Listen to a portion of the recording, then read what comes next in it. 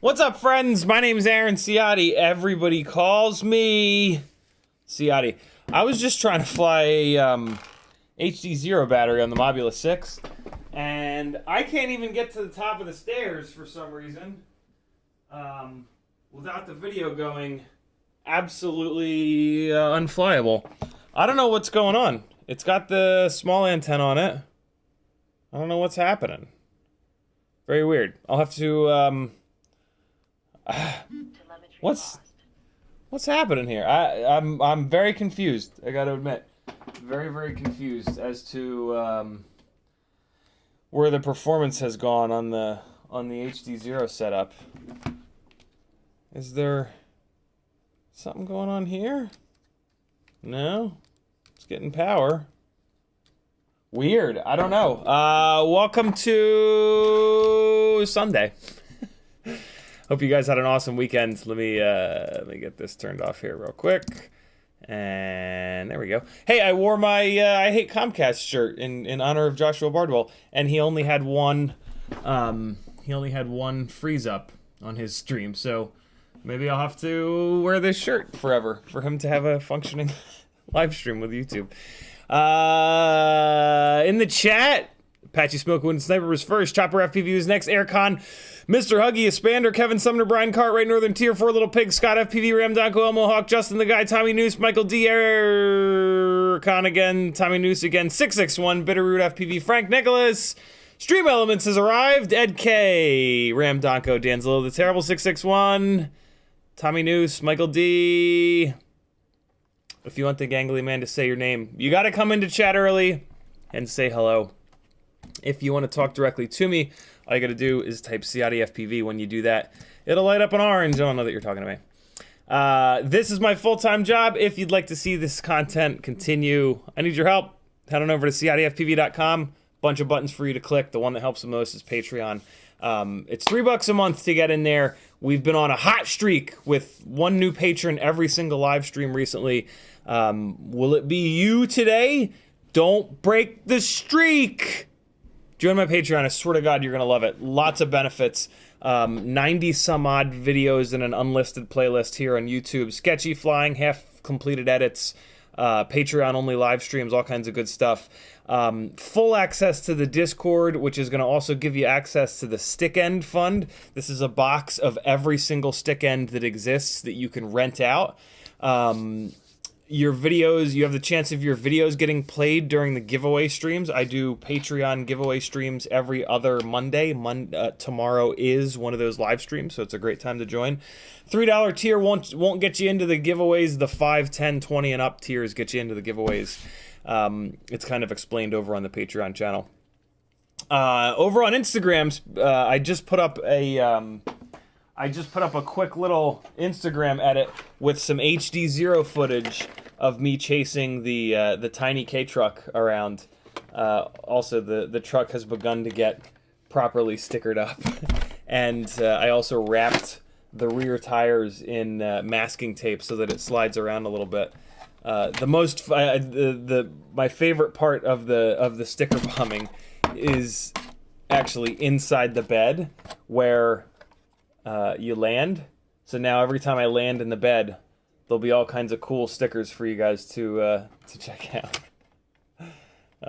So yeah, this Whoop Wednesday will be a blast. You know, I haven't flown the tiny lifters around this. I can't wait to fly the tiny lifters around this and see what that Insta360 Go footage looks like.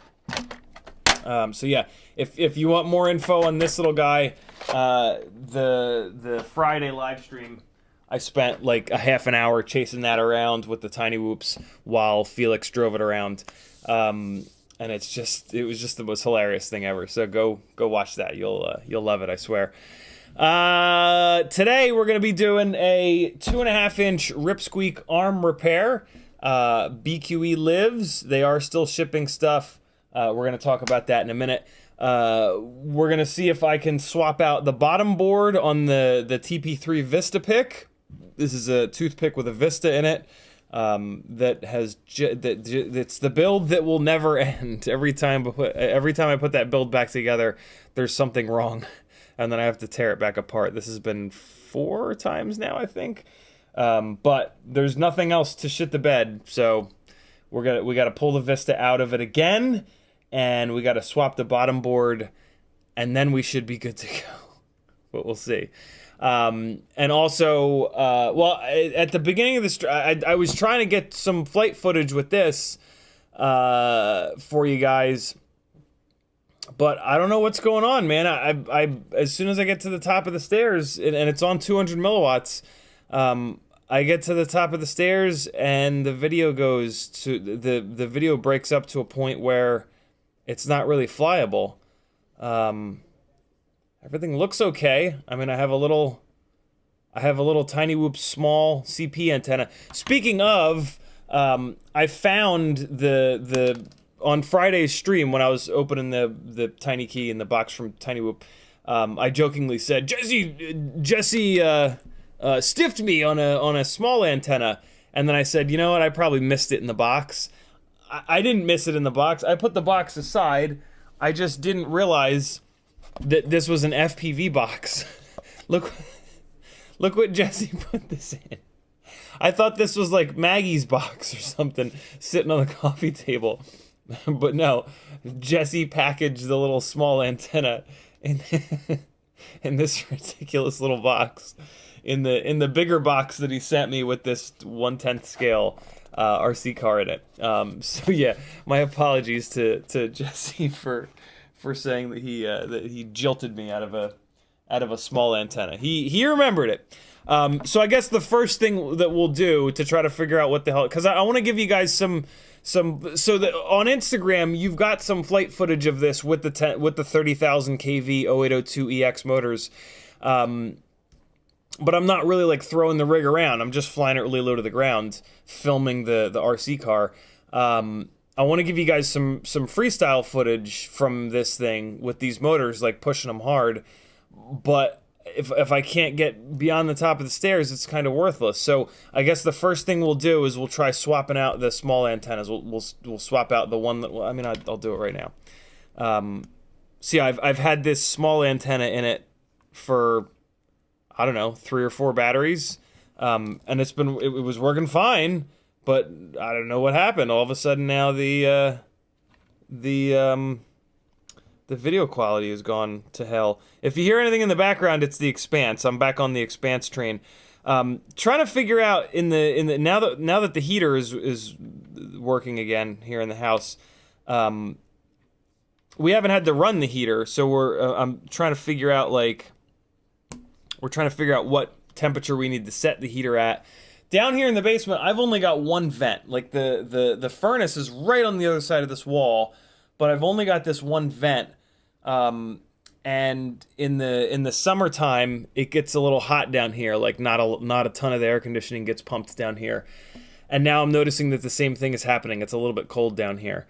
So trying to figure it out. I do have this gas fireplace over here, which is just amazing, but I don't think that I have to assume that a gas fireplace is nowhere near as efficient as a furnace.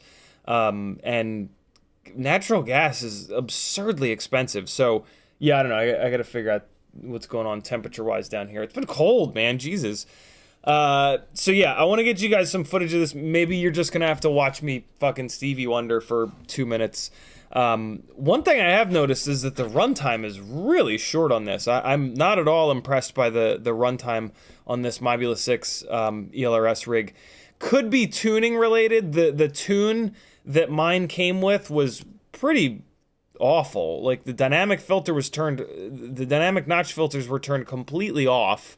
Really, really, really weird tune. And now that I have these big, powerful motors on it, I've got the tune in a much better place, but it's still being kind of weird. So yeah, I don't know. A whole bunch of strange problems going on all at once with this rig, but we'll get it figured out. It definitely flies 1,000 times better with these 30,000 kV motors rather than the 19,000 kV motors that it ships with. Those 19,000s are pretty... yeah, they're not good. I mean, although what's interesting is that those 19,000 kV motors would be totally fine for chasing this K truck around. So they're almost like a cinematic motor. But you know, well, and what's really annoying about that is that with the, so it's not a 4-gram weight penalty with this. With the HDZero system. The HDZero system is 6 grams, the camera and the board, but we want to subtract the weight of the Runcam Nano 3, right? Because on the analog version of this, you have to run that. So it's basically a 5-gram weight penalty to go from an analog Mobula6 up to an HDZero Mobula6. What I just realized last night is the Walksnail super lightweight system is only 6.8 grams. So that's only 0.8 of a gram extra, and the video quality on that is much better. So like in terms of building a tinywhoop to get HD footage with, if you don't want to do the tiny lifter route, if you want to stay 1S, I don't think that the HDZero setup is the way to go, just because the HDZero video doesn't look like, it definitely looks better than analog, don't get me wrong, but it doesn't look as good as the Waka Flocka Flame snail system. So that's kind of interesting. I'm very tempted to get one of those lightweight woke snail systems and put it into this. I will certainly do that if there's something going on with this HDZero VTX, and basically if it's blown up. The problem there is that I'll have to buy those goggles, and they're heinously expensive. So yeah, I don't know. I don't know what I'll do about that, but something weird's going on here. I don't get it. Maybe it was just a fluke. I'm sure that it wasn't. So yeah, I don't know. Very weird. Very, very weird. I also noticed that one of these 0802 hex motors has a bent motor shaft already. So yeah, these EX motors, they're known to be fragile, and they are living up to that. So that's not helping anything with the tune. It's not that bad, but I mean, with tinywhoops, we really push the shit out of the tune to try to get some of the performance back. There's also a bent prop up here. I'm trying to bend back down a little bit. So yeah, there's some things that are going on there. We'll put this up in the air, and then I'll pop the memory card out of the goggles and throw it in the computer. If I have to go stand upstairs, I will, because I want to give you guys an idea of what to expect if you go through the hassle of getting these 30,000 kV motors onto this thing. Yeah, it's way better. It's way, way, way, way better. The problem is the extra weight. Like, with the extra 5 grams that the HD system adds to this, I'm not really getting freestyle vibes from it. Like, it's hard to fly. Like, it's heavy, and it's not accurate, and it slides around, and I crash a lot. So yeah, I still don't know if an HD freestyle whoop is really a thing when it comes to freestyle the way that I want to fly it, right? Like, really, like the crazy light Mobula6s. Like, they're just so much better from a freestyle standpoint. And there's just so much more that you can do. Yes, HDZero looks a little bit better, but it doesn't look that much better than analog. So yeah, I don't know. Maybe the HD whoops are just for cinematic flying, right? Maybe they're basically little miniature cinewhoops, and that's fine. That's absolutely fine. But I don't know. We'll keep flying them. We'll keep playing with them.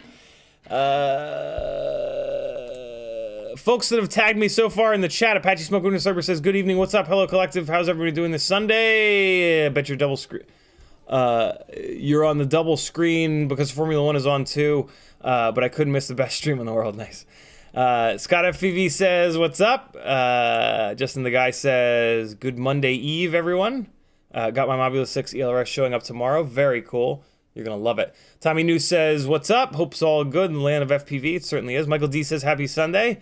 Ed K says, "Happy Sunday" as well. Danzilla the Terrible says, "Just dropping by to say hi. Weather's super nice here, so I'm going to fly instead. Don't worry. Still love y'all." Danzilla the Terrible says, "Get that booty." It's an old joke. It's an inside joke. Patrons will get that joke. Leonid says, "Milliwatt on the HDZero. I flew it up there on 25, and then I limped it back down, and I put it on to 200, and then I flew back up, and it was the same on 200. So I don't know what's going on. I mean, this is how Mobula has wired it. I assume that they're running it off of VBAT. Why wouldn't they? Yeah, they got it running off of VBAT, and that's what you want. So yeah, it shouldn't be a power issue. I don't know, man. Maybe it was just the antenna. Maybe I banged up this other small antenna, and maybe it's out of tune now. That's something that does happen for sure with circular polarized antennas, and I have banged this thing around a little bit. So we'll see. If the antenna's the problem, we'll know pretty quickly. I'll put it up in the air. I'll go up the stairs, and it'll be fine. So Tommy News says, "Squeak down." Indeed. Broke the rear arm there at like a 5-inch spot, really throwing it around. I'm really looking forward to getting this RipSqueak fixed so that I can black box it and see if motor number 2 is cooked. The windings on motor number 2 are a little dark, a little black, so they might be cooked, which would explain the lack of power that this thing had the other day when I was flying it. Or it could just be too small of a motor. I haven't flown these RCX 1304s in a long time. They've got a good KV 5000 for a 2.5-inch prop on 4S, but they might not have the stator volume. So I'm gonna black box it. It's an easy thing to do. So if you have a motor or a channel on your ESC that you suspect is weak or on its way out, super easy fix. Turn black box on, put it on a switch, take it out, put it into a hover, turn black box on, and just ramp the throttle up. You don't really have to do it very slow. It only really matters when you get up to full throttle, but just ramp the throttle up and let it sit at full throttle for like a half a second. And then when you pull up the black box log, there's going to be the little picture of the model, you know, that kind of moves around with the little Pac-Man bastards. And what you're looking for is 3 of the Pac-Man bastards to go, 3 of the Pac-Mans to not be full, to not close their little mouths, but one of them closes its mouth. That one of them that closes its mouth, that's set point asking that motor for all the power that it can give. And either that motor or that ESC channel, since it's hurt, is giving all the power that it can, but it's not the same amount as the other 3. So the other 3 Pac-Mans are, you know, you're going to have one Pac-Man that goes all the way around and closes his little mouth, and the other 3 Pac-Mans are going to start to close their mouths, but then they're going to stop, because the PID loop is going to prevent the other 3 motors from going full bore. Otherwise, it would just nose over on that arm, basically. So yeah, that's a super easy thing to see in black box. Takes you 3 seconds to figure that out. That right there is one of the main reasons that black box is so important to have. Like, when you've got a flight controller, when you've got a rig that doesn't have black box, that troubleshoot right there is a pain in the ass. Because the PID loop just corrects that issue really quickly, and then you just fly this rig around that just has less power. And I mean, it's great that you can still fly that rig around, but you know, it's very quick and easy to just swap a motor out. It's super annoying if it's the ESC that's gone, but yeah. Stevie says hello. Something ain't right with that HDZero setup. Mine goes a long way. Yeah, it was not doing this the other day that I was flying it around up there. So something has happened, unfortunately. When I flew 2 batteries with this. The Instagram edit reel that I just did is the 2 batteries that I flew on this, chasing Felix in the tiny K truck, and you know, we were bashing into each other, and Felix thinks it's hysterical when they run me over with the truck, and I think it's hysterical too. So yeah, maybe in the course of that bashing, the antenna kind of got crushed a little bit and knocked out of tune. That just means that I need to put a singularity antenna on this rig, right? And keep the little small antennas under the full Mobula6 ELRS canopies, the dark gray canopies. So I mean, that's fine if that's what it is. We'll figure that out pretty quick. Bozanar says hi, yo. He also says, you use TBS Diamond antenna. Is it better than Immortal T antenna? It's better is not the right word. It's just different. The Immortal T transmitter side and crossfire antenna is really good straight out in front of you. It's not as good if you're flying to the sides of you. The Diamond antenna was designed to have a more 360 degree coverage pattern. So basically it's more for freestyle. For long range, that Immortal T antenna or the penetrator antenna, the big long dipole, those are your best bet, and you can just go out as far as possible. For freestyle, the Diamond antenna is the jam. It gives you a very 360 degree coverage pattern. And with how good Crossfire is, the TBS Diamond antenna is sort of the easy button. Like, you can kind of just run that all the time, and you're going to be pretty much fine. unless you're just going for outright extreme range. Kevin Sumner says, repost from Friday as requested. How do you decide between whether a quad has motors that are too small or has a KV that's too low?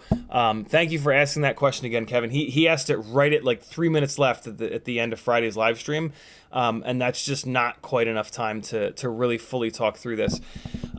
So, yeah, just a great question. So you're building a rig, you put a rig together, and you get it up in the air, and it doesn't fly absolutely perfect.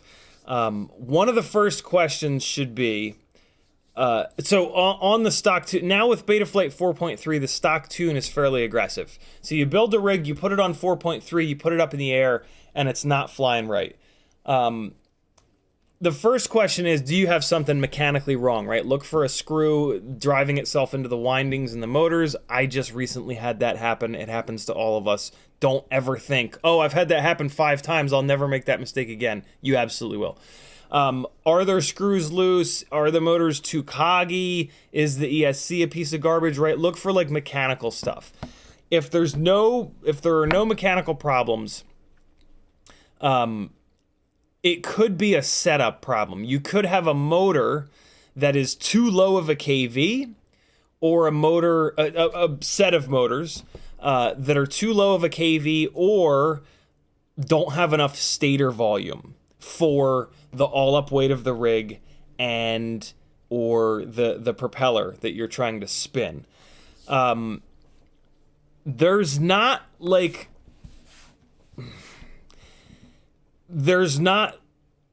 a straight answer to it. Like, the only reason that I can figure that out 9 times out of 10 is that I've been doing this forever. And I just have like a really good feel for what KV is right for each different propeller, all up weight, yada, yada, yada. This is one of the big reasons that my thing on Fiverr for build planning is really valuable, because you can buy 5 or 6 different sets of motors before you figure that out. And then you build another rig, and that's your 2.5-inch rig, and then you build a 3-inch rig, and you got to go through that all over again. And then you build a Cinewhoop, and you got to go through that all over again. What's nice is popular rigs like Cinewhoops and 5-inch freestyle rigs, for example, there are a ton of builds on Rotor Builds that you can look up and see what everybody else is doing. Take a look at their flight footage, and get a pretty good idea for like a general, stator size and KV and battery voltage.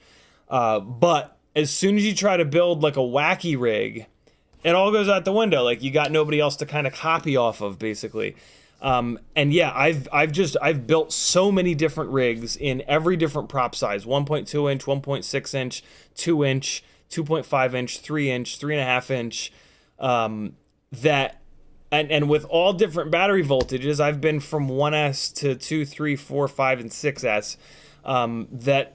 I just have a really good feeling for what you need. And I've run all the propellers, right? Like, a 3-inch biblade is a whole different world than a 3-inch tri-blade. A 1.5 pitch 3-inch tri-blade is a whole different world than a 40 pitch or a 52 pitch 3-inch tri-blade. So yeah, there's an incredible number of variables here, right? Like, there's battery voltage, 2S, 3S, 4S, 5S, 6S. There's stator volume. I mean, and the options there are damn near infinite, right? 1304, 1404, 1505, 1306, 2004, 1804. There's a million. The all-up weight of the rig is another one that factors into this complexity. The propeller, and then within the propeller, you've actually got the number of blades and the pitch. So these like 5 things have pretty much an infinite number of variables, right? You decide that you want to go 2S with a 1202 that's 11,000 kV on a rig that weighs 78 grams, right? It's like, what the hell? If you can find someone else with that exact combo, awesome. You can watch their footage and see if it's wobbling and bobbling all over the place. But yeah, really, really, really difficult. So If you guys have a rig that you want to build and you want to save yourself some effort and time and money, I would love to work with you. Head over to CiottiFPV.com, go to my Fiverr page, and there's a thing called build planning, or just message me. All my contact info is on the website, and we can set up a session, and half-hour session, hour-long session. We can talk through what your goals are, what the all-up weight's going to be, blah, blah, blah, blah, blah, and I can recommend a setup that's going to work for you. If you've already got a rig that's built, or you don't want to spend the whatever it is, $40, the only real way to do it is you gotta figure out, is it a response time problem, or is it a raw power problem? So the response time is the lag between something happening and the PID loop trying to correct it, sending voltage to the motors spinning up and creating actual thrust to then fix that event, that thing that's happened, right? So you're flying along and the wind hits it, and the wind hits the left side first and drops the left side of the rig down. The gyro is running, the gyro reads that movement. The PID loop knows that, because the PID loop is kind of looking at your set point and the gyro. So the PID loop knows, like, hey, he didn't tell us to do that. Set point did not change to drop that arm. So let's fix that problem. The higher your PID gains are, the quicker, this is an oversimplification, but the higher your PID gains are, the quicker the PID loop and the more aggressive the PID loop is going to try to react to that. But there's still this lag time, the response time. And the response time is related to your filtering. The more filtering you have, the slightly more you're going to have in terms of response time, because the filtering just takes the computer time to crunch the numbers, right? But much more important than the filtering is the mechanical system. The stator volume of the motor, the weight of the bell, and the weight of the propeller, and the drag of the propeller. That physical latency that's in the mechanical system is hugely more important than your filter delay. You can sit in there, you can spend hours and hours and hours with black box and net yourself like 2 milliseconds or maybe 3 milliseconds of a reduction in latency by doing all this work to get your filters absolutely perfect. Sometimes you can get 5 or 6 or 7 or 8 milliseconds, but nowadays Betaflight's filtering is so good. If you're on any other firmware, that's much more true. On Betaflight, the filtering is so much better than everybody else that the stock filtering now is there's not a huge gain to be had. So yeah, and this has always been the case. The physical system, the mechanical system, I should say, has always had much more to do with the response time. And so yeah, so the wind hits the rig, the arm drops down, the PID loop says nope, we got to fix it. It sends power to the motors on that side. They start to spin up to increase thrust. It pulls power, or it adds braking to the motors on the other side to try to pull them down. So they start to break down. They start to break and lower RPM, and then it fixes that. Ideally, that happens in a way that you don't even see. Ideally, the mechanical system is so optimized. 5-inch freestyle rigs, the mechanical systems are completely optimized on those rigs. You can fly them in like hurricanes and they will just track straight and true, because the motors have enough power, the battery voltage is dialed in, the propellers work really well, they're very lightweight, they're just the right pitch, not too much, not too little. So a 5-inch rig will sit there and make these tiny little adjustments, because they're always making adjustments, and they'll just track dead straight. So if you've got a rig that when you're just flying it along, it's bobbling around, specifically when the wind hits it, typically that's a response time problem. Not always, because if it's too low of a KV, it might not have enough power or RPM to fight the wind that's hitting it. Typically not, but it could be. So yeah, here's the easy button. If you put a rig up in the air and you go full throttle, and it just doesn't have. This is hard if it's your very first rig, but if it's your second or more rigs, you're gonna know what the right amount of power is, especially like for you. Everybody has the right amount of power for themselves. If you put a rig up in the air, you go full throttle, and it doesn't have enough power, you want more power from it, fix the KV problem first, and then focus on the stator volume issue. Because you might still have a stator volume issue, but in terms of how do you know if your motor is too low of a KV, put it up in the air, go full throttle. If you have enough power, it's not too low of a KV. If it's too high of a KV, you could have a situation where you go full throttle and the rig goes, it like winds itself down even though you're sitting it at full throttle, because what can happen if you have too high of a KV, you go full throttle, all of the extra power, so it spins the propeller up as hard as the stator volume will allow it. The stator volume is the size, the cubic inches, so to speak, of the engine. So if you have not enough stator volume and or too high of a KV, you'll hammer it full throttle, it'll send the power, the magnets will saturate with heat, and they'll become less efficient, and you'll literally hear the pitch drop. You want to be able to go full throttle and have that like Rotor Riot intro. You want that where it can hit that full RPM, and it can maintain that full RPM for like at least a second. That means your motor has enough cooling, you have enough stator volume, the KV is not too high. You can take like a dialed in 5-inch freestyle setup, right? Like 2306s, for example. That is obviously the right motor size, as well as 2207. You can take a setup like that and just throw a shitload of KV at it, and it'll have this bad behavior. You're asking too much of the system. You got to have that mechanical system has to all kind of work together. The motor has to be big enough to create enough power, but also it has to have enough width to cool itself down. So hopefully by now you guys are starting to see why this is so difficult, is that all these things are interrelated. So yeah, if that's the case, if you go full throttle and you don't have enough power, you need more KV or you need more battery voltage, right? If you don't want to change your motors out, you can go to a higher voltage battery and that'll get you more RPM.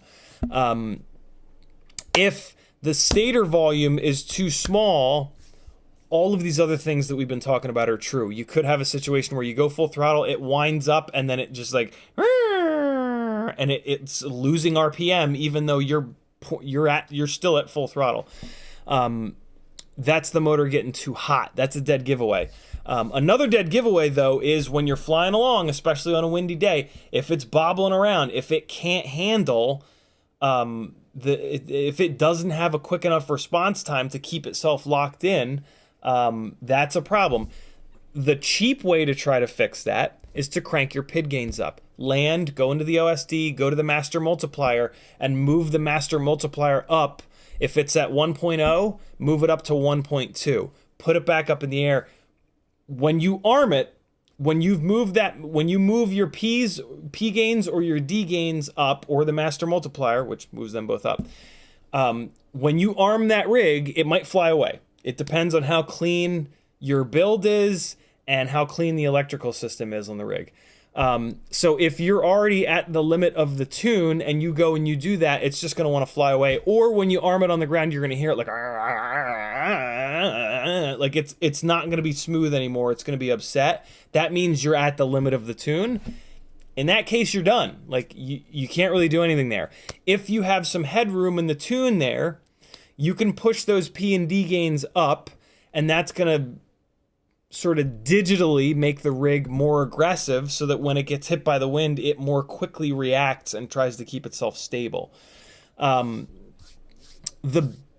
my opinion, the better solution there is more stator volume, but you can kind of cheat it by just moving the PID gains up a bunch. If it still doesn't help, but you're also your motors, check your motors, get it up, arm it. If it's fine, get it up, fly it around a little bit, land it again, and touch your motors. Make sure they're not boiling hot. If they're not, you can do it again. You can move it up to 1.4 or 1.6 or 1.8. Many tinywhoops will max out that master multiplier all the way up to 2.0, and they'll just start to fly good. It really depends. It depends on how much headroom you've got in the tune itself, how aggressive your filtering is. This is also why I prefer to add a little bit of extra filtering, so that I can that cleans everything up a little bit extra, and then that gives me more headroom on the PID gain side. The filtering barely helps with the way that the rig flies, whereas the PIDs help the way that the rig flies a ton. So I would rather have extra filtering and an extra millisecond or two of latency there, and then be able to crank the PIDs up to more quickly attack the bad behaviors that make these things bounce around in the air, uncommanded kind of movements in the air. So yeah, there you go. Told you it was kind of confusing. It's a lot of things that all kind of interact with each other, and it's tough. It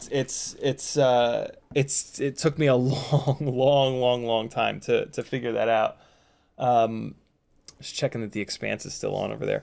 And yeah, I can certainly help you guys. I would love to help you guys one-on-one. Those build planning sessions are some of my favorites, because I love that when I get off that Skype or Zoom call or Discord call with somebody, they're going to buy the right stuff. They're not going to waste $80 on an ESC that sucks, or, you know what I mean? Or do a frame that is going to just fall apart and just be super annoying, or has the carbon fiber weave go in the wrong direction that's going to give them tuning nightmares forever. Yeah, I love those build planning sessions. So I would love to work with you one-on-one with those, but hopefully my answer there will help those of you that are trying to DIY that get it right. Because to be honest, like, that kind of stuff, that is why the whole live stream thing began. Like, I spent so much time and effort to figure out and learn all of that I just wanted to spread that knowledge. There was no plans of this becoming like a full-time thing. I just wanted to get that knowledge out there so that as many people could start building micros as possible that are actually set up properly, so that we can get micros dialed in like we've gotten 5-inch freestyle rigs dialed in. And we're closer now than we ever have been. So, awesome question, Kevin. I hope I didn't completely lose you guys. I know I didn't lose all of you, but I'm worried that sometimes when I get really in the weeds like that, I'm worried that I lose most of you. And there's only a couple of people that have been around long enough, paying attention long enough to stay with me. But, you know, if you were able to follow 2% of that, stick around. Next time I describe it, you'll get another 2%. Next time you get another 2%, and eventually you'll actually understand this stuff. A lot of FPV, a lot of the down and dirty FPV stuff is repetition. Like, you just have to hear it a bunch of times. It also helps to hear a bunch of different people kind of explain it. Mark Spatz is a wonderful resource. Watch all of his stuff. Even if you don't understand it, you're going to be hearing the language. You're going to pick up 2%. Chris Rosser is another incredible resource. Joshua Bardwell, obviously. Who else? Chat. Who else are really good technical resources for the folks that want to get down and dirty with this and really learn this shit? Bozadar says, haha. Justin the Guy says, keeping the streak going for you. Been hanging out long enough, and I know your struggle. Keep know your struggle. Keep doing the thing. Thank you very much, Justin. I don't have my email up, but it sounds like Justin has joined the Patreoniverse. He has. Look at that. Awesome. Thank you, Justin. The streak continues. Who will join tomorrow night? And it looks like Justin got into one of the giveaway tiers. So Justin is going to be entered to win Tiny Whoop and Toothpick gear tomorrow night at 10 o'clock Eastern time. Be there, or I will stab you in your ovaries. I don't know. 661 says use a different channel. You know, I'll try it. I will try it. What's up, 661? How are you, brother? YouTube did the thing. Scrolling back up. Huckleberry FPV says, if your thermostat has circulating fan setting, that will help for sure. It does, but it's a physical switch. I gotta get What's the hot? Is Nest the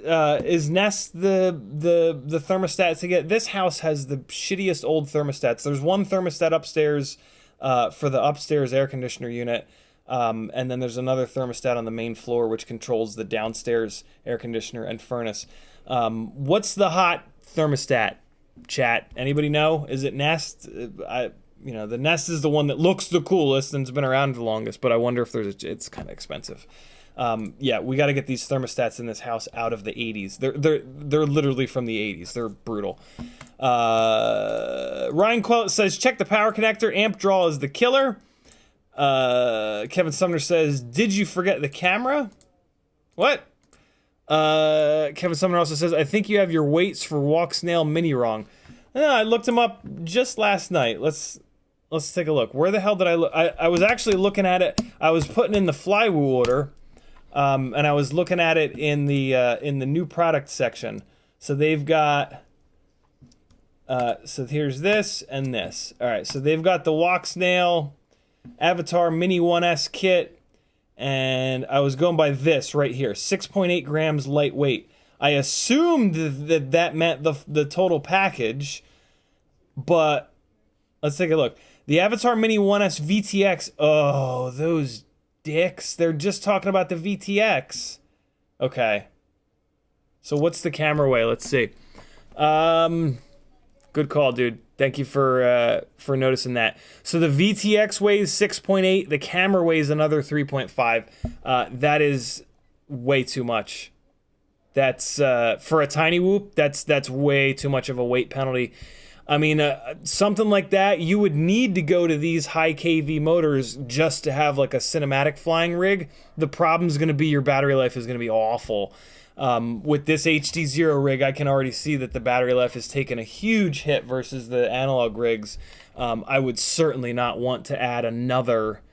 So what are we at? We're at 3.5, 6.8. So call it 7, 8, 9, 10.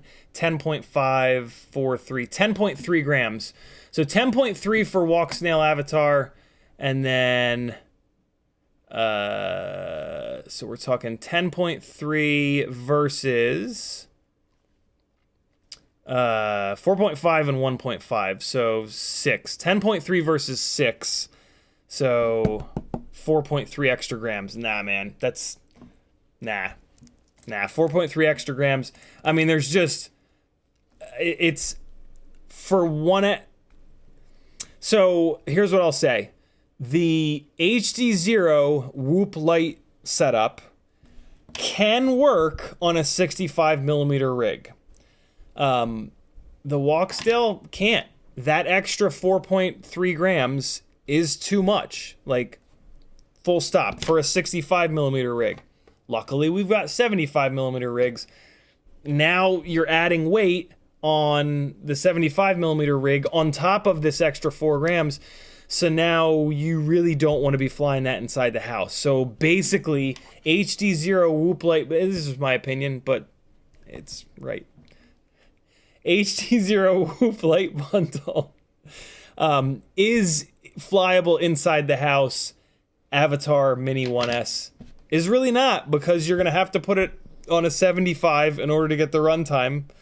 And then the fact that you're putting it on in a 75 build is going to add even more weight. So now you've added like 4 point whatever for the camera system and the VTX, and then you're probably going to add like another 3 or 4 grams for the fact that it's a 75 millimeter build, right? Bigger motors, bigger props, bigger frame. And now you've got something. I mean, I'm having a hard time flying this inside the house as it is in a freestyle way. You add an extra damn near 10 grams, forget it. So, yeah. And then at that point, if you're going to not be flying it in the house, you might as well just build a toothpick. And at that point, you kind of might as well build the toothpick with a naked Vista. Although that can be argued for sure. Like if you're building a little garden ripper, I see the value of the Avatar Mini 1S kit. So, yeah. I feel like the easy thing to say is the HDZero Whoop Light bundle is inside flyable. The Avatar Mini 1S, so it is Tiny Whoop. The HDZero Whoop Light, but it's funny, the names. The Whoop Light bundle is 4 whoops. The Avatar Mini 1S kit is for Garden Ripper toothpick style rigs. That's what I think is your best sort of bet in terms of how to build with these new HDZero ding-dongs. Forevermore says, just some quick love from the Wolf Pack. Keep up the good work. Thank you, homie. Shout out to the Pack of Wolves. Kevin Sumner says, walk snail mini. Oh, we got that. Awesome. Thank you, Jason. Kevin, rather. Elmo Hawk says, would there be a better camera for the Mobula6 than the original one? Not in my opinion. I really like the Runcam Nano 3. I think that is the best of the Tiny Whoop cameras at the moment. It's hysterically lightweight. It fits in that amazing canopy, which is a big part of why I like that camera so much. There are other camera options. You know, we've had these tiny little board cameras for the last like 5-6 years, and there have been some really good ones. The Caddx Ant Lite is the I think roundly regarded as the best of the currently produced little tiny board cameras, but it's considerably heavier. Like between that camera and the mount that you're going to need to run it, you're going to gain like almost 2 grams, I think it is. And on a little freestyle Tiny Whoop, that is like, no, that's gonna wreck the way that thing flies. So, yeah, the Runcam Nano 3 in the Mobula6 full canopy, in my opinion, is the best camera and canopy setup in terms of image quality, durability, and lightweight. And those are 3 super important things for Tiny Whoops because you crash those things a lot. Juju Diaz says, yo, I missed the last few streams. I've been busy. But can you still buy the RipSqueak 2.5 inch? Also, what do you think about the Darwin Baby Ape V2? For the money, the Baby Ape is hysterical. Don't expect it to fly good because it's cheap. You get what you pay for. But to get something disposable up in the air, awesome. RipSqueak 2.5 inch arms are available. Unfortunately, the frame is not. So let's, I'll take this opportunity to dive on into.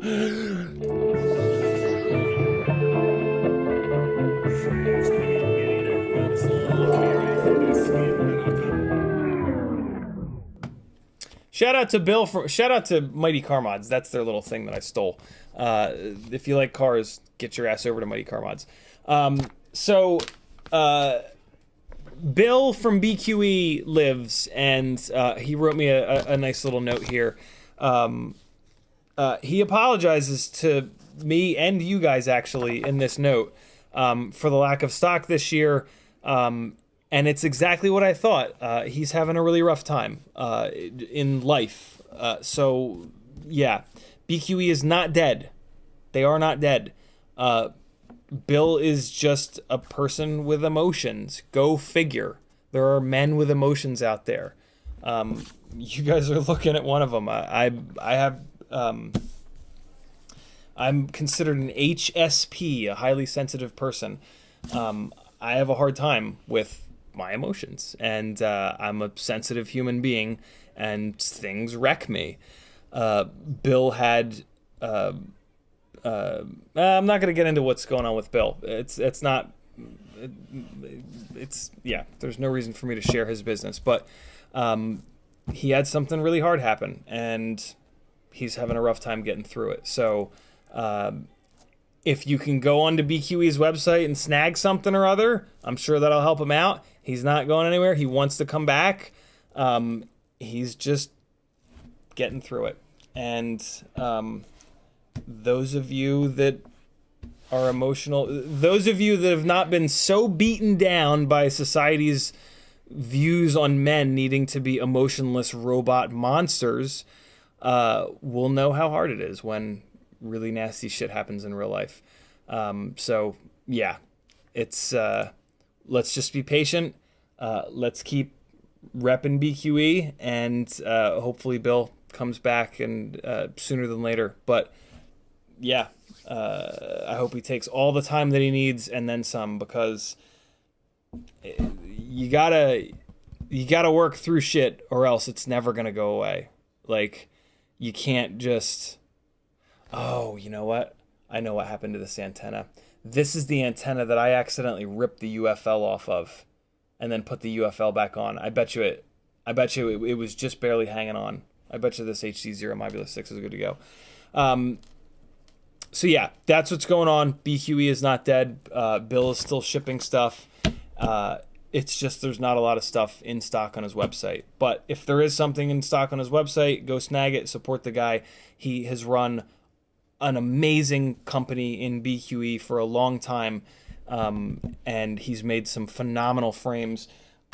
Really, really cool of him. He sent me a 2.5-inch pickpocket, which you guys are going to have the chance to win on an upcoming giveaway. So yeah, he's still kicking ass. He's still a super awesome dude.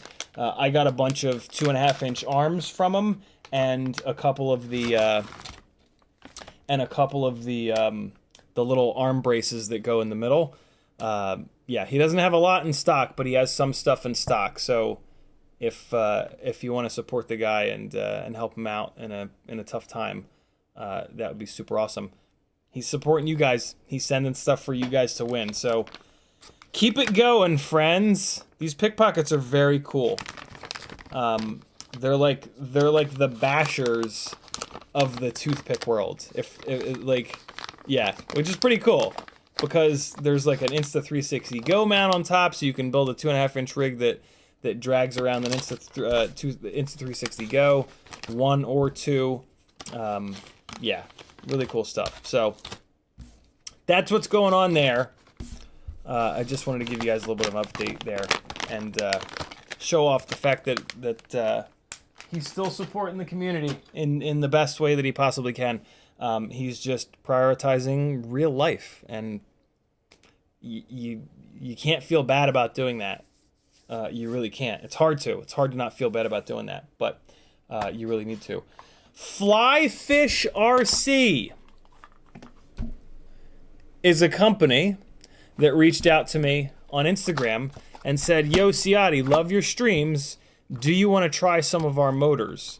And I said, "It depends. What you got?" And they sent me a list of a couple of different motor sizes.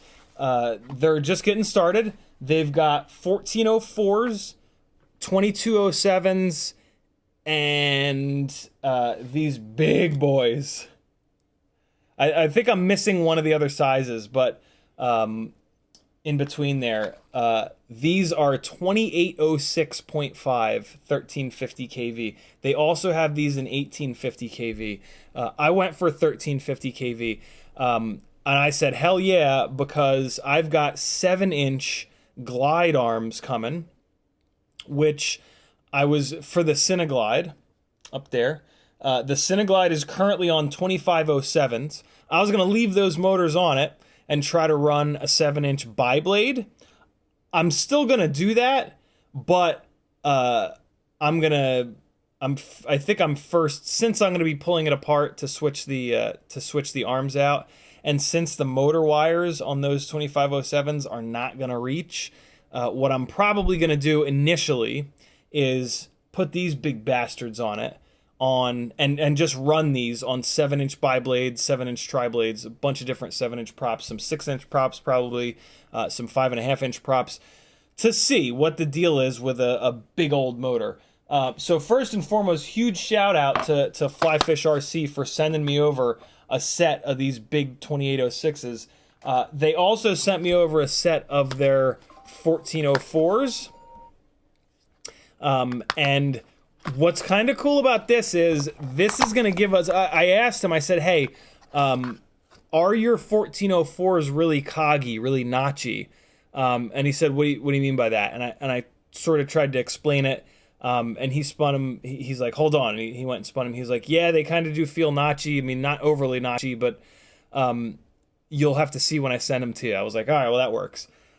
So yeah, he sent me a set of these, 6 of these actually, 1404, 4500 kV, so a really good kV. They are pretty notchy. They're not the notchiest motors I've ever felt, but they are, let me just make sure of this. I just grabbed an Axis 1404 that I previously had on this 2.5-inch rig. So this is the FlyFishRC 1404, and then this is the Axis.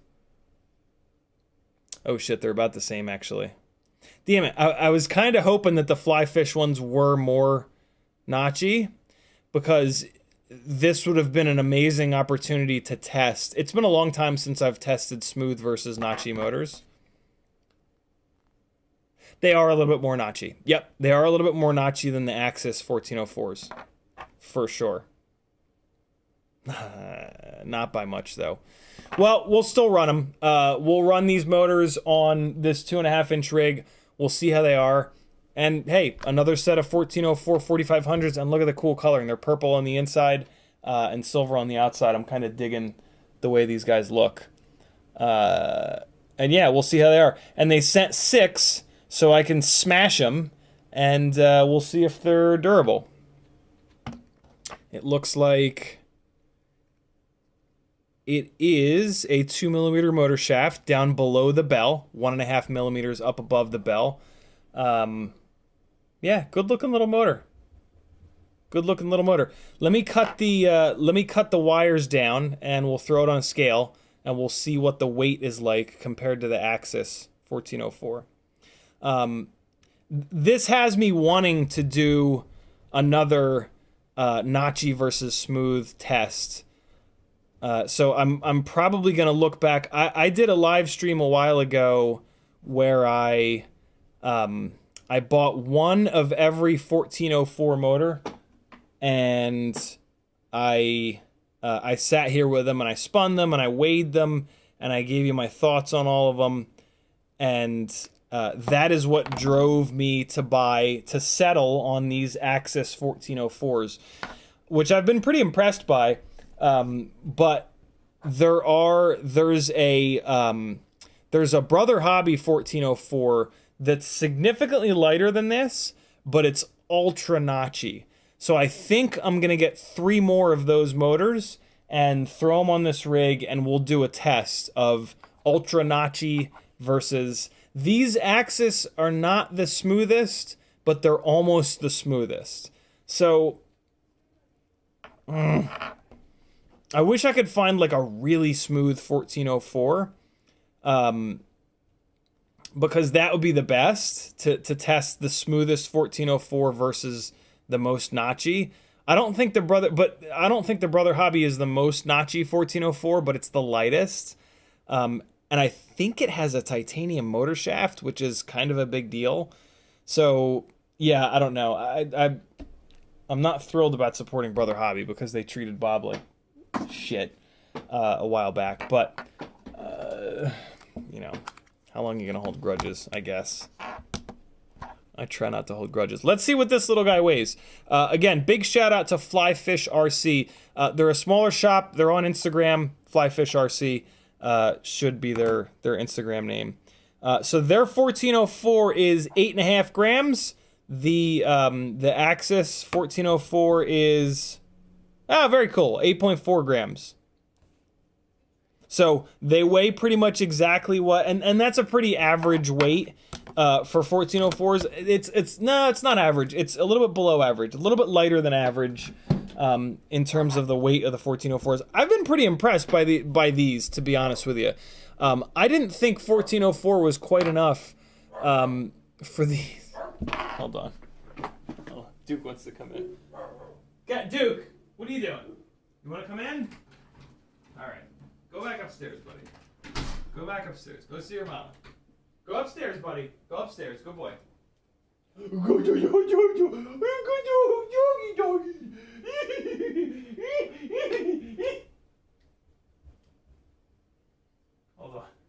Hold on, guys. Come on. Oh, come on now. There we go. PlayStation was going into power saving mode. So yeah, I've been super impressed by these 1404's ability to move around these RipSqueaks really nice. especially on 3-inch props, even on 3.5-inch props. These 1404s with the GemFan 3520, I think it is, 3.5-inch prop, it's really good. It's too floaty for in my opinion, but it's really, really, really good. I'm pretty impressed by these 1404s. So these fly fish should be good. I'm excited. These are both 4500 kV. My hunch is that I'm not gonna be able to tell a difference between these two. That's a good thing though. Like, oh, I can't tell a difference between a motor that I really like and another, you know, newcomer to the motor scene. That's a good deal. And I've got, with 6 of these, like I said, I can smash the shit out of them. So we'll give a really good durability test on these. They'll probably fly very similar to these. I'll spin them up in the motors tab, make sure that they're balanced. And yeah, another motor option is always a good thing, right? So shout out to FlyFishRC. Thank you guys for sending these over. I can't wait to try these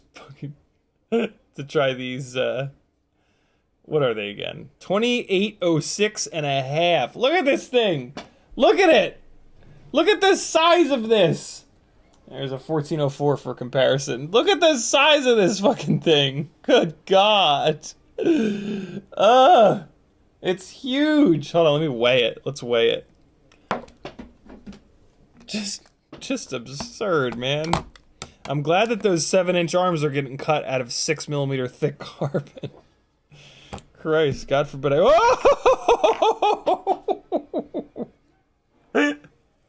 mean, I'm sure this is normal, but Jesus, 50.5 grams, 50.4 grams. Jesus Christ.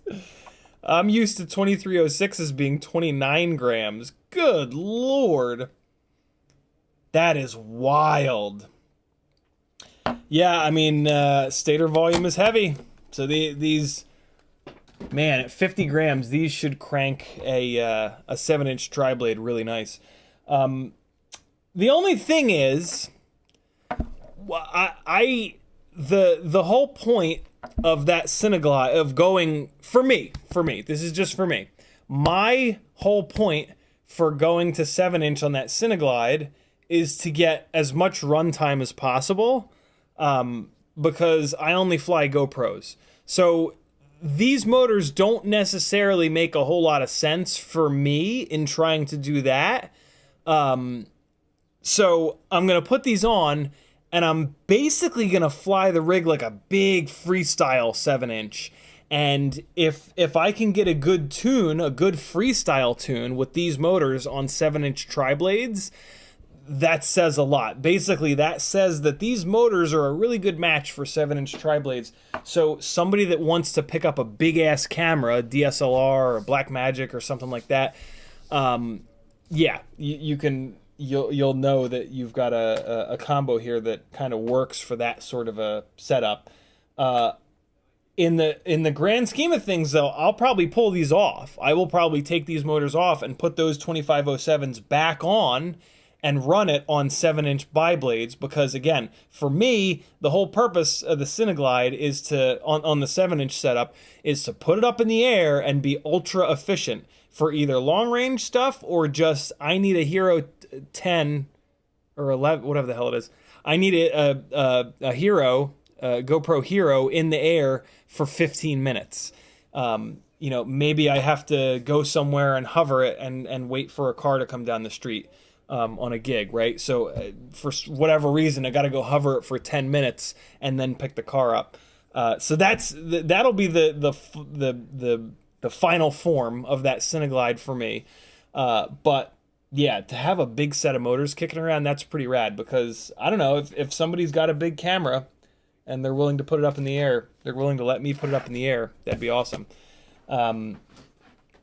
So yeah. That's kind of cool. Love that. Hey, they've also got a couple of antennas that they just came out with. A couple of, I think it might just be this one actually. No. They have this big long SMA antenna, and they've also got a competitor to the iFlight Crystal. They've got their own set of patch antennas that replaces your faceplate on your old school DJI goggles. I can't believe I have to call these goggles the old school DJI goggles now. Yeah, this is that iFlight Crystal. I put my sticker over the logo, so it just looks like it almost looks like I had a carbon fiber plate custom made, like Drew. But yeah, FlyFish is making their own set of patch antennas that looks just like this. It's got some cooler kind of artwork on it though. So yeah, FlyFish has some cool stuff coming out. I love it. The more choices, the better, you know? And these antennas, I don't really run the antennas like this. These antennas are going to be in the giveaways soon. So shout out to FlyFish for supporting the giveaways as well. I mean, these 2806.5s I'll almost certainly keep to have a set of big motors here. The 1404s, though, they might end up in a giveaway in the future. We'll see.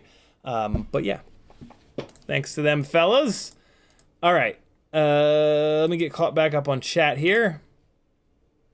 Wait. No. Here, last couple of live streams. Let's hit. One of the things that I try my best to do is every live stream, I read the comments from the past live stream so that if you can't get to these live, you can still be a part of the conversation. You can still ask questions and get answers.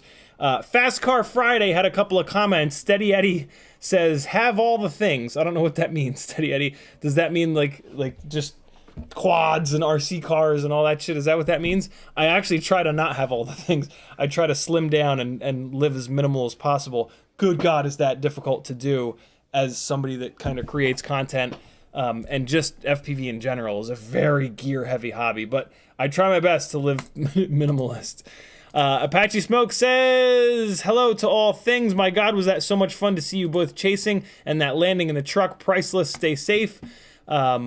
Yeah, the Friday's live stream was, I had an absolute blast. I got a couple of messages sent to me from people that had a blast watching it. So I hope you guys all liked it. If you didn't see it, check it out. I know it was like, it's RC car related, but I mean, it's me flying around an RC car. So it's more like subject driven flying, which is some of the most fun flying in my opinion.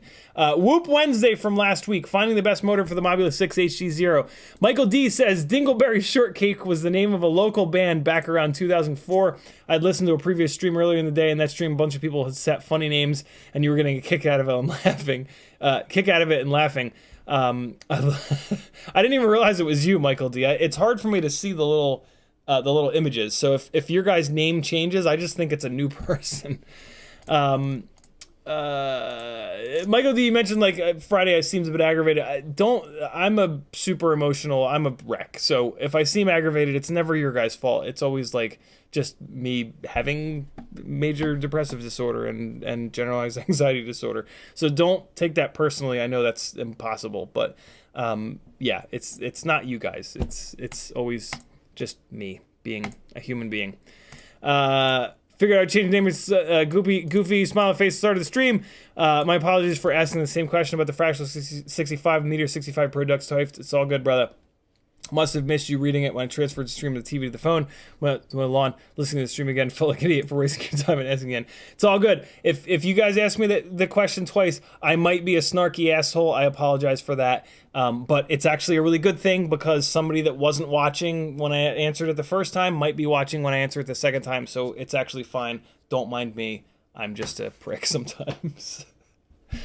Apache Smoke said, hey, you just admit it. Just admit it. You're allowed to be a prick. We're all allowed to be pricks sometimes, but just admit it. Don't, cop to it. Own it. Own it. It's all about owning it, friends. Apache Smoke says, what's up, friends? Hope the heating will be fixed soon. The new flux you're using, is that no clean flux? That's a really good question. It doesn't say. So it's TBS flux paste. And it says, oh, here we go. There's a flux type on it. So flux type is NC-559-ASM-UV. Let's see what that comes up. No, I don't want that. Let's get a non-paid for search result. No clean universal tacky flux. There it is. Nah, it's not the same stuff. That's ASM-TF. We want ASM-UV. Here it is. Paste lead-free welding soldering paste solder flux with, you know, doesn't say if it's no clean. Typically, if it doesn't say that it's no clean, it's not no clean. Lead-free. Ooh, it's got a low solder ball rate.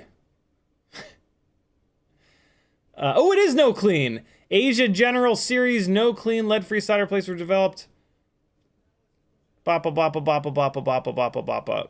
So there you go. If you're gonna trust the Amazon description, which don't always trust Amazon descriptions, but if you want to trust the Amazon description, it looks like it's no clean.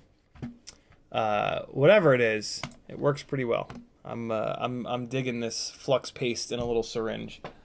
I still do love the flux pen, but this paste, you can get more flux on the thing, and it's just nice. The flux pen is liquid, so you put the flux pen down on a solder joint, and it like coats the whole joint, but with a very thin layer, and you touch the soldering iron tip to it, boom, and it goes up in smoke, and that's it. This flux paste, you can get a much bigger blob, so you touch it with the soldering iron tip, it smokes, it smokes, it smokes, it smokes, it smokes. As it's smoking, that means that there's still flux there, so it's been performing a little bit better on joints that I don't like immediately come on and off of than the flux pen. So different jobs for different things, but yeah, I've been digging it.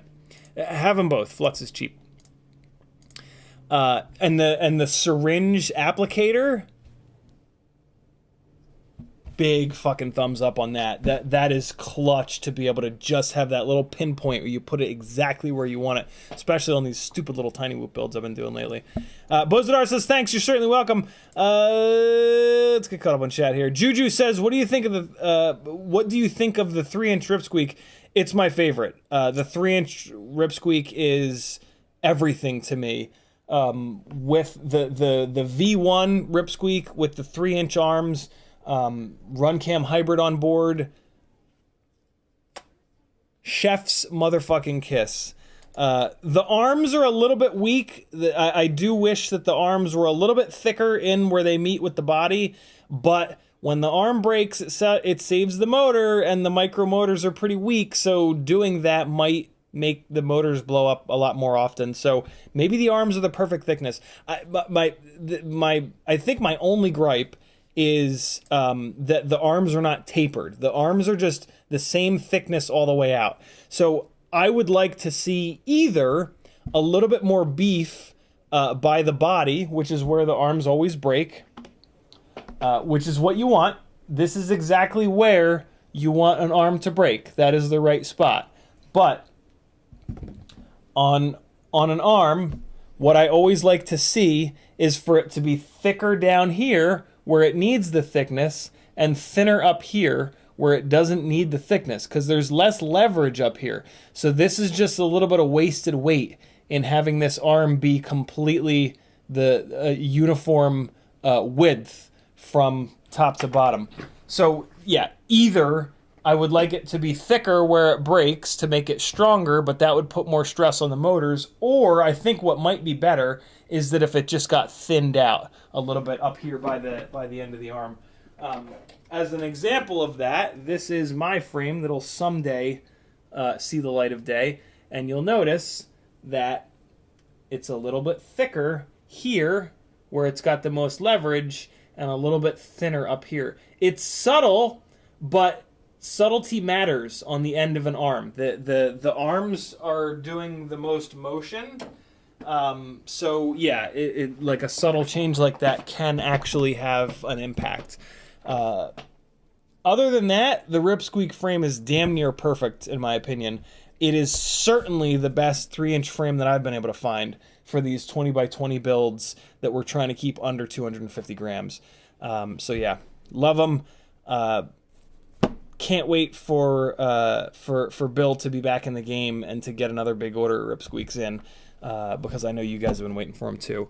But yeah, real life trumps FPV sometimes, and that's the way that it should be. Tommy News says, "Be right back, Brandon's Baked Beans." What? Why did I get tagged on that? Scrolling back up, because YouTube just did the thing again. Justin the Guy says, "Don't threaten me with a good time." Kevin Sumner says, "I prefer Ecobee thermostats, but Nest is okay." Ecobee, huh? Ecobee. I mean, if it's not cool looking, I don't want it. Ooh, it's pretty cool looking. It looks huge though. Is it cheaper? Oh my god, those are expensive. 189, 179, Jesus. Do they make a white one? That's expensive. What's the other one? Nest? What do those cost? I haven't even started to look yet. Oh, Nest has a nice white one. Oh, see? Now we're talking. Who wants a big black thing on the wall? Okay.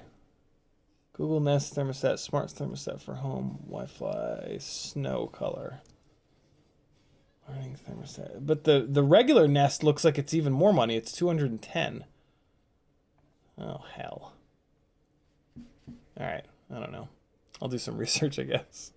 Ecobee, though. I got that in my search history now. Turbonet says Vision Pro 8000. Is that something I should be? Ooh, look at that thing. Honeywell, yo. Page not found. Great. Way to go, Honeywell. Your top search result is a dead link. Way to go, idiots. Luckily, Amazon has it. Look at that thing. $143. Why does it look so dumb? If you're going to charge $143, it should look like it's from this decade. Ooh, look at this nonsense. Jesus. Maybe Project Farm has a thermostat test. I'm sure they don't. Abraham says that Odonata HD build I sent you pics of last week with the colorful braided wires is the best DJI yard garden ripper I've assembled yet. Just a bit less than a 3-inch toothpick is just right in my opinion. I feel like full-blown 3-inch toothpick needs a bit of a bigger yard than I or many people have. Quad66 he's been working on 3-inch and 2.5-inch. So he's my go-to for like garden rippers because his backyard is fairly small, and he's a great pilot, and he's spent a lot of time trying different parts combinations. He is moving from 3-inch down to 2.5-inch, and he thinks that 2.5 is the sweet spot. He thinks 2-inch is a little bit too small, 3-inch is a little bit too big, 2.5 inches is right where it needs to be. Unfortunately, there's not a lot of great propellers for 2.5-inch right now. I got him linked up with GemFan, and we're trying to get something going here, but it's hard. The molds are very expensive, and the R&D is expensive, and blah blah blah blah. But yeah, so I don't know. I've not spent much time with those types of rigs.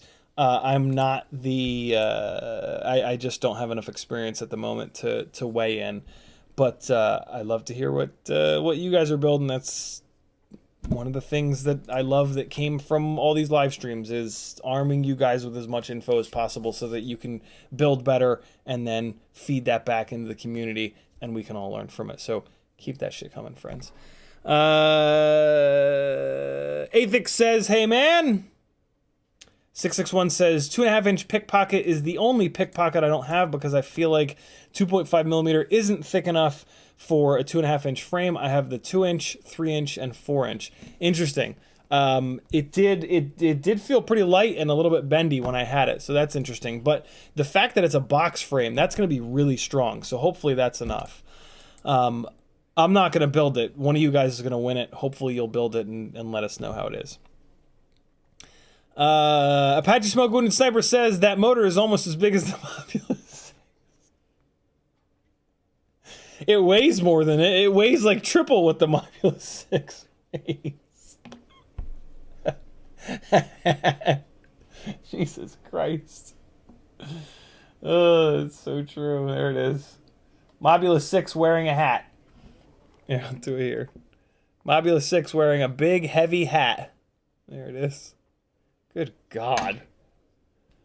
What a humongous motor. I've seen big motors like this on quads, on the arms, with propellers on them, and they don't seem to be that big, but to actually just hold the damn thing was like, wow. That's what she said. Danzo the Terrible says, do you get all your stickers made at Sticker Mule? I do. I've heard such good things about Sticker Mule. They've been really good to me. And so, yeah, I have not strayed away from Sticker Mule yet. If you guys know of another shop that does really good stickers, let me know. 661 says NC equals no clean. Well, that makes sense. And this does not say NC on it. So I was kind of skeptical that Google that Amazon description is maybe not right. Jason Crabtree says, "Hey, it's CiottiFPV.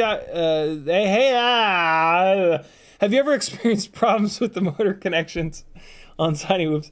I had 2 Tiny Hawks that replacement motors weren't solving the problem, but when I direct soldered it, fixed it." Jason Crabtree, I think what you're dealing with is JST 1.25 problems. I believe the Tiny Hawk used the Newbie drone style smaller motor plug, and the first run of Newbie drone Acro B V1s way like 2.5 years ago, when they went to that JST 1.25 smaller non-standard connector, the first run they sent me a prototype and it was a mess. And in talking to them, we figured out that there are 4 different manufacturers, I think, of the JST 1.25 plugs, and one of those 4 manufacturers made good ones that actually worked all the time, and the other 3 did not work all the time. Newbie drone switched over pretty quickly, I think before the production run came out, and they've not had problems. I believe that Emax did not figure this out, and I believe the Tiny Hawks were the rigs that they put out that had those problems. Tag me again and let me know if your Tiny Hawk is using those smaller non-standard motor plugs. If it is, there's your description of what happened there. Expander says, please explain once more how broken arm is saving the motor if the motor doesn't hit the ground in most cases.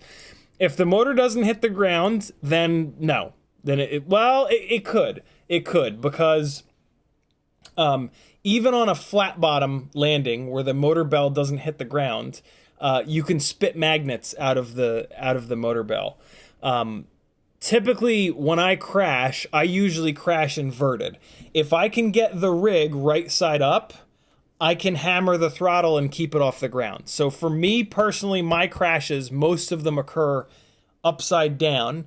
And if you're perfectly upside down, the battery is going to hit and it's going to take all the shock and you're going to be fine. But if you're off kilter a little bit and inverted, a motor bell is going to bang into the ground. And in that case, if the arm breaks, it's going to take a ton of the shock load out of that motor, which is typically what bends the motor bell. I noticed this ages ago with the glides. I moved from a couple of different really more beefy frames. The arms were much beefier on the mini quad test bench. What the hell was the name of that frame? I forget. Mini quad test bench frame, CL1 frame, Wild Willie's frame. Oh God. There were 2 more. There were 2 more 5-inch frames that I tried before I stumbled onto the glide. And yeah, it was night and day. With those other frames, I was replacing motors at a rate that...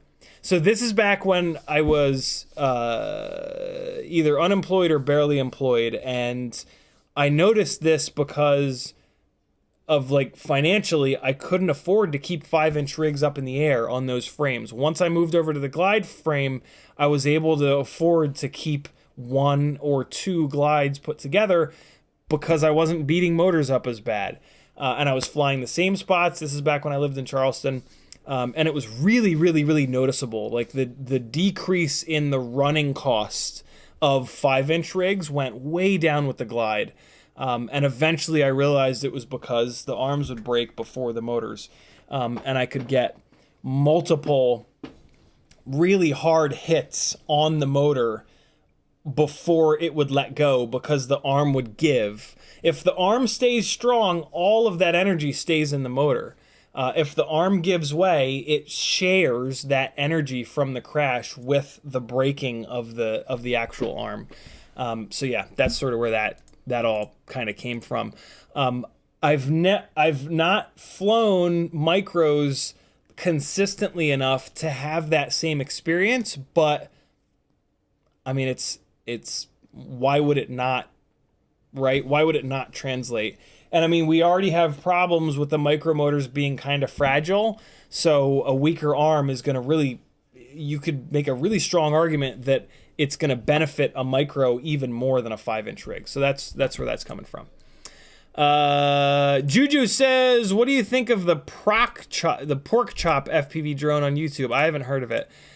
Jason Crabtree says, oh wait, hold on. I'm gonna search for that, but let me finish up with the comments here on Whoop Wednesday stream from last week. Apache Smoke Wounded Sniper said, no, we got that. Oh, and then Michael D said, sorry for asking about the USB receiver antenna again. It's all good. Okay. Pork chop FPV. Jason Crabtree says, you are 100% correct. TinyHawk uses the little motor connectors. I thought so. Move to the Mobula6 formula that you have, but keep these 2 rigs flying just for letting friends fly. They're soldered now. I know you also love those, love to solder these little micro motors. Yeah, right. One has pork chop. Is it from Bacon Ninja? Okay, let's see. Pork chop. All right, so it looks like this is the pork chop. So oh, that's interesting. So it's got A arms. That's pretty cool.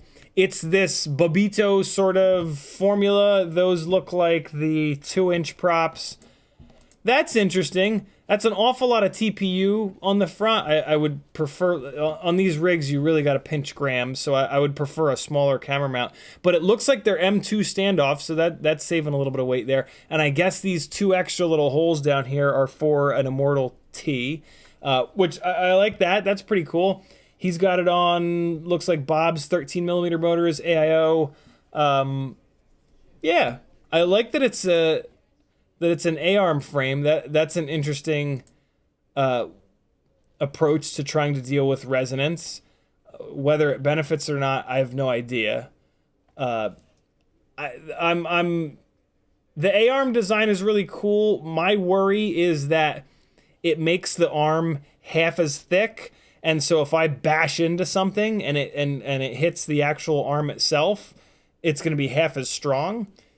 With something small like this, it's going to be rough to try to fit something in between the motor and the canopy. Boogie's pretty good. Yeah, I mean, you would to really know if this frame is any good, you would kind of need to take a squid and move it from this frame into the Babito, into the Odonata, and compare them.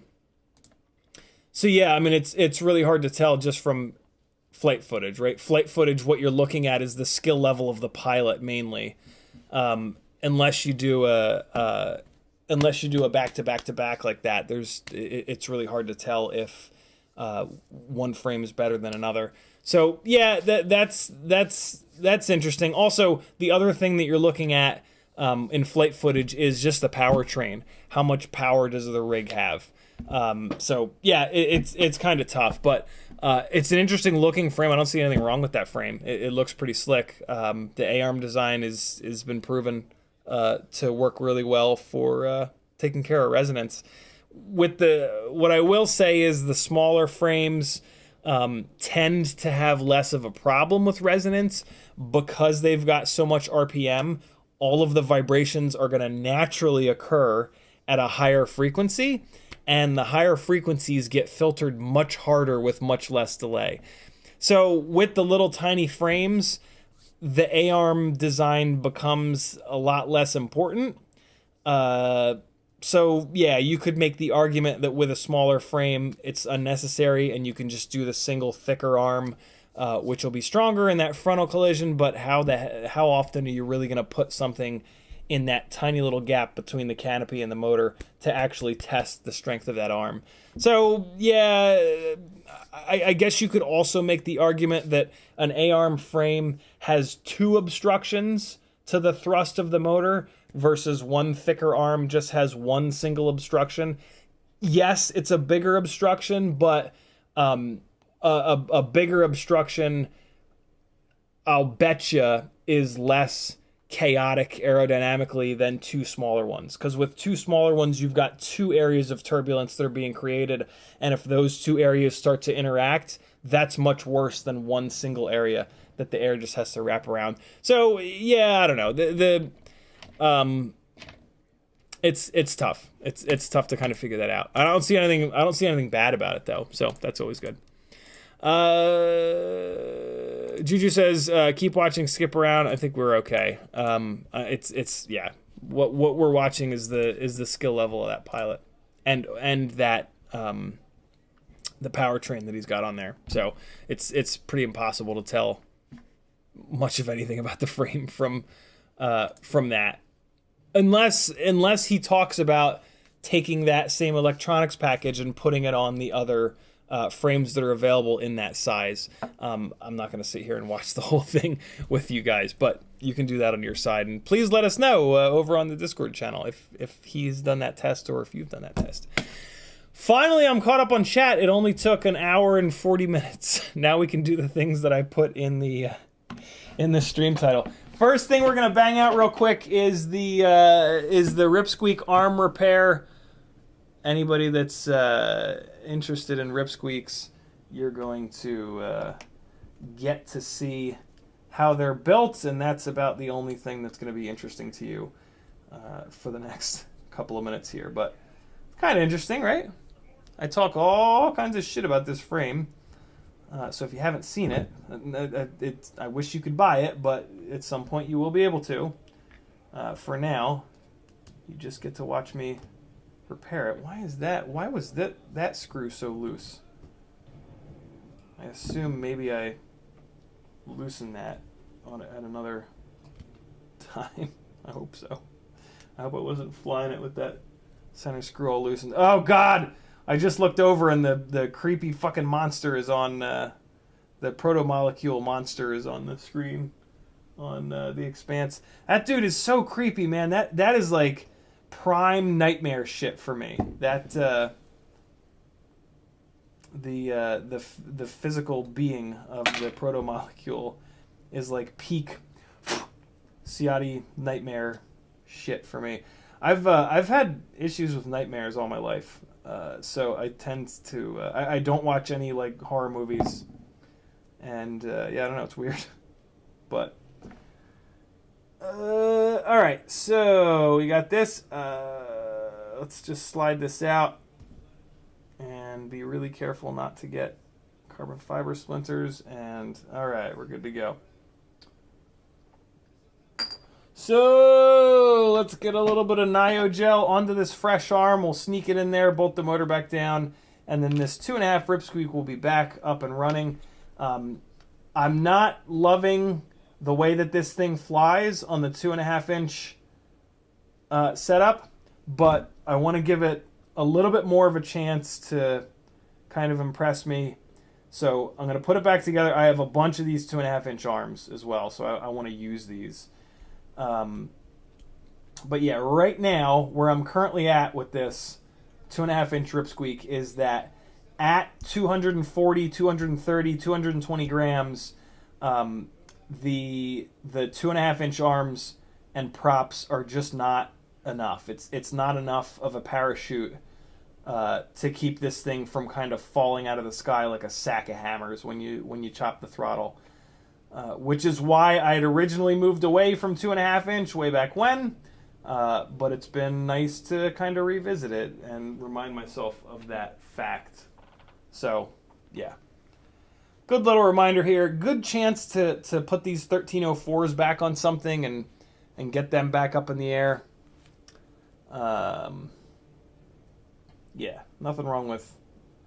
I'm a big fan of, like, just kind of thinking that I was wrong and revisiting stuff after a while. Because I make mistakes. We all make mistakes. I mean, we should all make mistakes. If you don't make mistakes, then you are still making mistakes. You're just not admitting to it. And, like, that's not good. Don't be that person. Nobody likes that person. Everybody makes mistakes all day, every day. Own them and learn from them. It's really important to make mistakes because it's the only opportunity to learn. When you get something right, you don't learn anything. When you get something wrong and you make a mistake, as long as you're willing to admit it, you've learned something. And it's important to learn shit in life. So make lots and lots and lots of mistakes, please. And cop to them and celebrate them because you just became a better human being. Or smarter or whatever. So make lots of mistakes, friends. Ain't nobody going to judge you. And anybody that does judge you for it is a goddamn moron, because that's a person that is not willing to make mistakes, and that's a person that is not going to improve, and they're going to be the same garbage person. That's obviously pretty extreme, but yeah, anybody that judges you for making mistakes, they don't get it, and that sucks for them. So have pity on that person and go out and make some more mistakes. Just make sure you learn from them. That's the key to making mistakes. If you don't learn from them, then you're not doing it right. You did not read the assignment, as the kids say. I think maybe. I run 3 arm screws, 2 on the outside, and then always 2 on the outside, and then in the rear here, I run 1 on the back like that, because I have a tendency to hit shit flying backwards. You could make the argument that it's smarter to run the extra screw here on the bottom front, on the inside front, because you can kind of, like, if there's a tree, you can kind of rotate into it like this. But if you rotate into it, you're still hitting harder here. It's almost impossible to generate a bunch of momentum on this spot right here, right? You would have to, like, send something diagonally down, and then if you send it diagonally down, it's pushing the motor into the arm. It's not trying to pry the motor off. That's what I'm worried about, is trying to pry the motor off. And back here, you can absolutely hit this really hard, which will try to pry this motor off in that direction. I have not had issues running the 3 motor screws. I've not had a stator rip off. Like, it's pretty obvious when you're not running the right motor screws, because the stator base will just pull right off. It'll just pry itself right off, and I've not had that failure yet. So there you go. The right rear arm is all set again. The wires from the race wire to the ESC are a little bit short on this right rear, which is kind of annoying. But only with these motors. These 1304s, I have very short leads on them. These 1404s and those FlyFish 1404s are going to have longer leads, so that this race wire can sit farther back. So I'm not going to rewire this race wire just for these 1304s. I'm just going to kind of leave it. And yeah, I don't think these 1304s are going to stay on this rig. To be honest, the future of this rig more than likely is going to be, I mean, the definite future is put this up in the air, black box it, make sure that this motor is not cooked. If this motor is cooked, swap it out.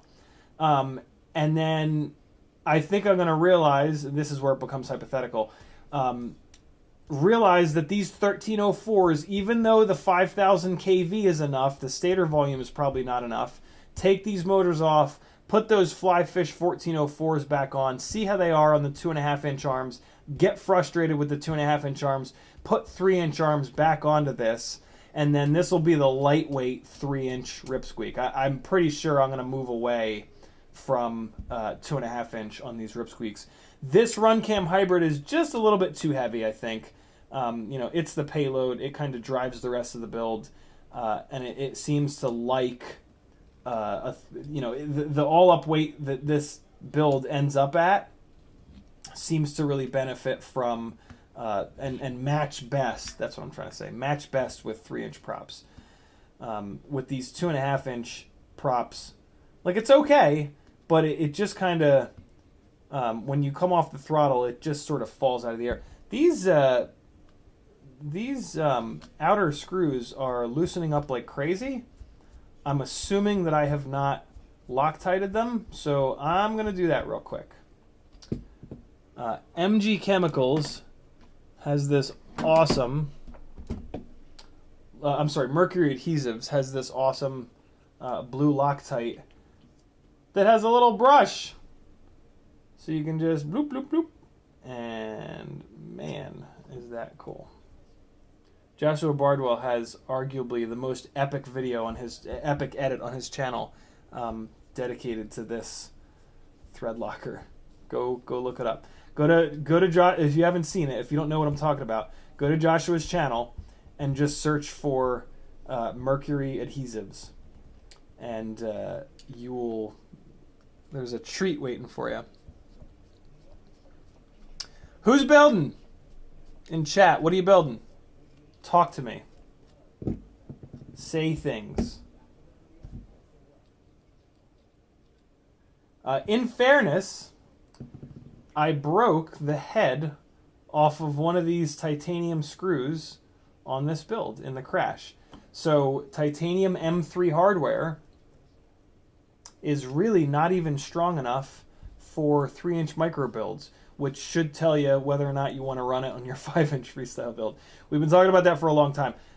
Titanium hardware is no good for 5-inch freestyle builds. No. Unless you don't crash. But even if you do crash, even if you don't crash, I still don't think you should use it. Interesting that it's not quite enough for these micros. I would never have thought that, because M3 is pretty beefy, you know. But in fairness, this was a hell of a hit. So, not super surprising, but I did replace it with another M3 titanium. We'll see. If I break another one, then I might move this back to stainless steel. But with these micros, the M3 titanium hardware, it really is a significant weight savings on a micro. On a 5-inch rig, you can argue that it's also not enough of a weight savings to justify the decrease in strength. Well, technically they're stronger, but they're more brittle. And when we're talking about like the outer, some of the locations of these screws on our rigs really get a huge shock load during crashes, like the ones that I'm changing right now, like the outer arm screws. Yeah, it's definitely worth it to have something less brittle, so it doesn't completely pop off. But yeah, like I said, on these micros, the weight savings from these titanium M3 screws is significant enough to say, well, I've only broken one. Let's see how it goes. The big problem, though, with the titanium hardware, to be honest with you, is that it strips out. So make sure you use MIP drivers. If you don't have a set of MIP drivers, or at least drivers that fit really tight into the heads of the titanium screws, don't use them, because you'll just strip them out, and man, are they a bitch to get out. Titanium is a really hard metal. So it's a real nightmare if you get one stuck to then get it back out.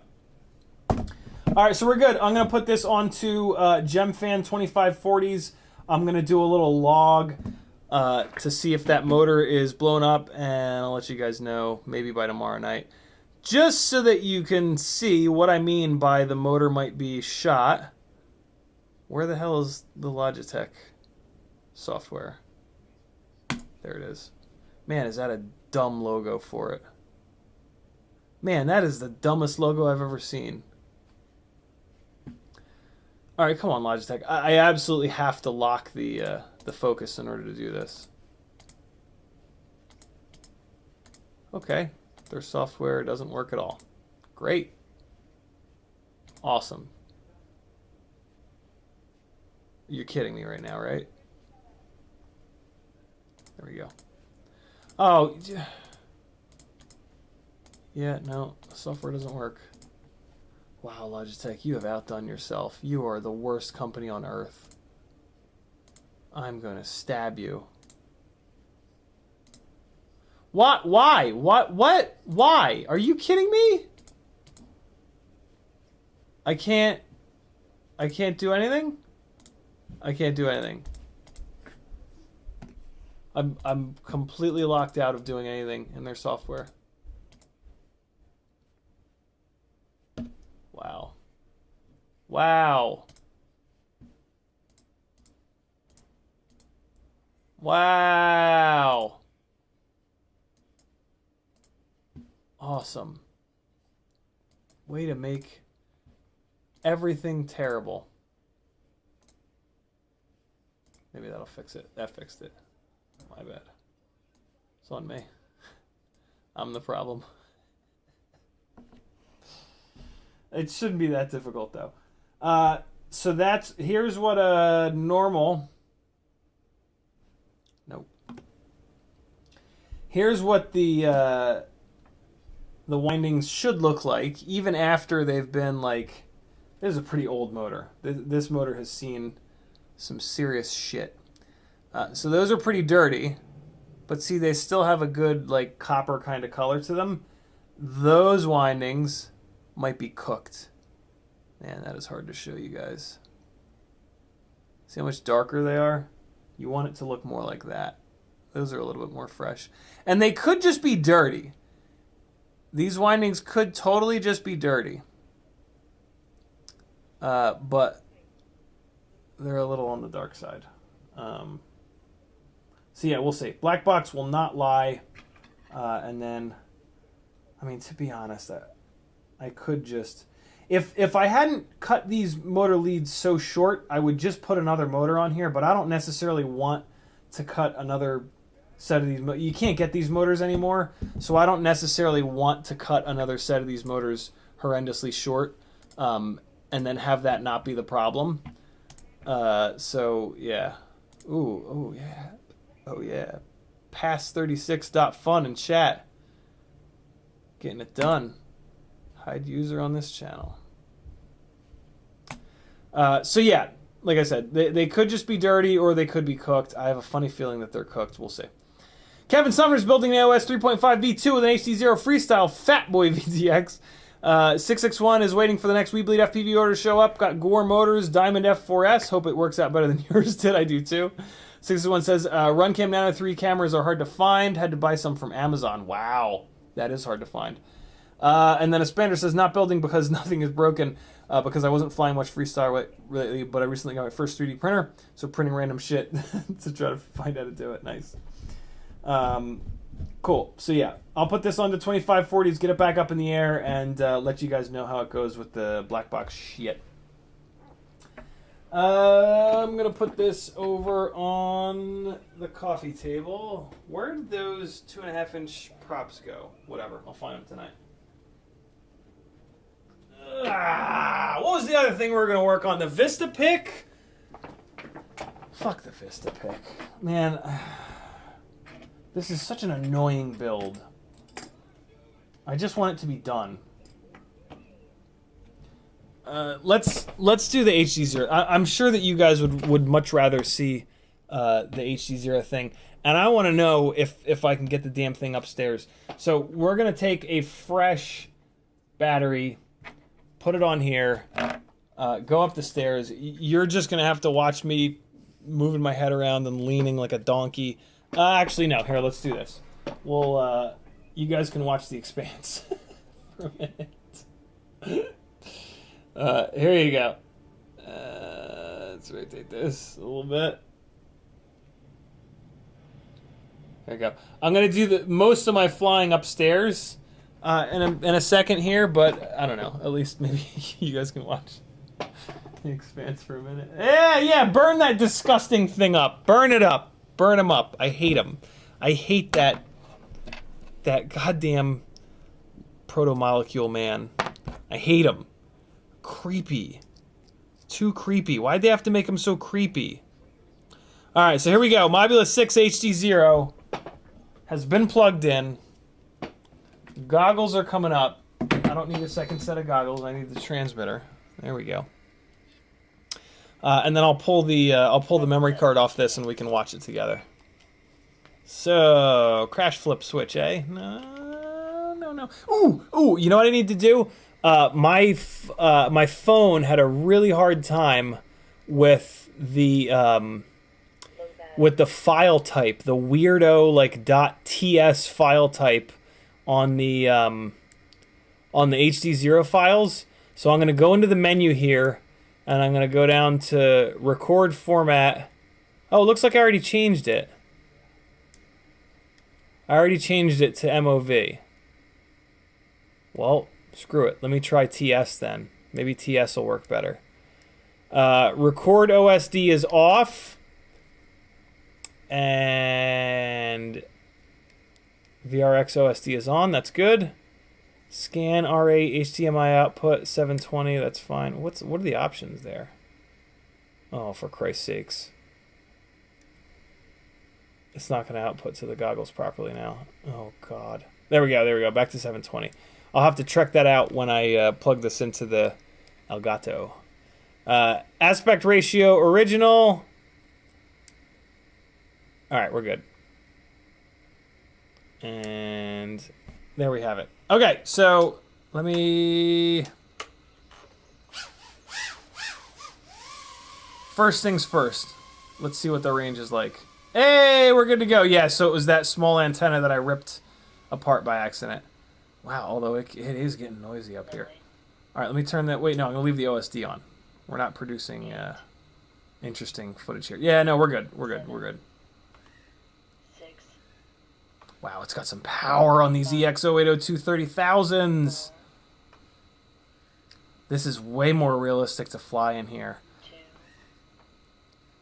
But man, if I crash this thing with all this extra weight... Alright. It is a lot heavier. I have the tune in a lot better place here. I've been kind of working on the tune a little bit last night. Oh god, yeah. So it falls out of the air in a hurry with the extra. There's no float. Yikes. Man, the breakup is really bad too. I have it up on 200 milliwatts, and the breakup upstairs is much worse than